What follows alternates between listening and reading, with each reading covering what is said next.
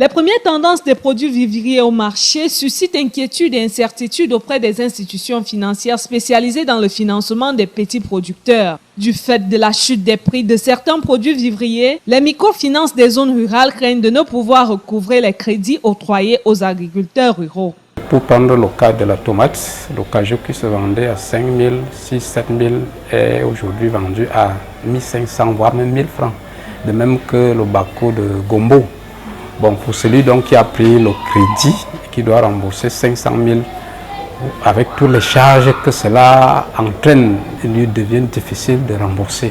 Les mêmes inquiétudes sont partagées par les cultivateurs contraints de rembourser les crédits malgré la situation difficile du marché. On ne peut pas dire que l'argent, comme il est en difficulté, là, il ne doit pas payer, il doit payer.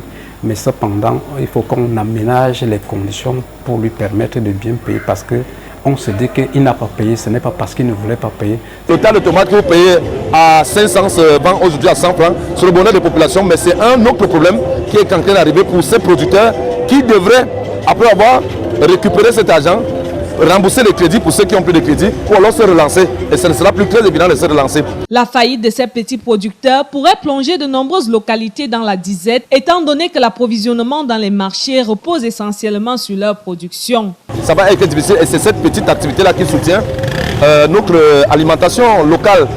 Donc il y a ce problème. Je pense qu'il faut soutenir, il ne faut pas soutenir seulement les grandes industries. Ce que l'État fait est déjà louable, mais il ne faut pas seulement soutenir les grandes industries, les grandes fibres, mais il faut penser à la petite agriculture. Les producteurs des zones rurales espèrent que les pouvoirs publics ne resteront pas insensibles à leurs difficultés et que leur situation sera prise en compte dans la répartition des fonds d'aide au développement après la crise.